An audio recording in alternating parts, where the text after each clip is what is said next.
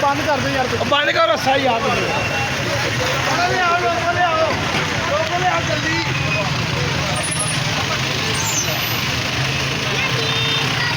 ना मंजूर ना मंजूर ना मंजूर ना मंजूर आपका जल्दी ना मंजूर ना मंजूर ना मंजूर।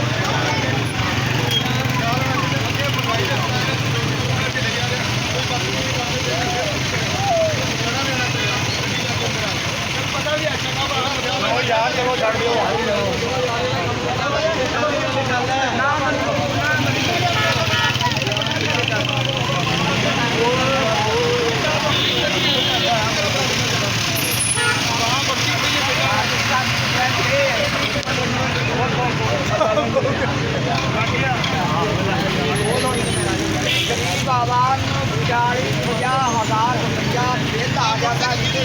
बच्चे मेरे को 9 बच्चे हैं।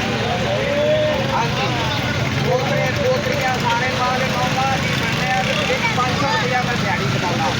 मैं वो बिल देवागा कि मैं वो बच्चों को 12 मैं की कराँगा। मैं खुद ये हुकूमत बिल्कुल निगरान हुकूमत है ना। कोई इस हुकूमत को लिया के राजी नहीं है। निगरान हुकूमत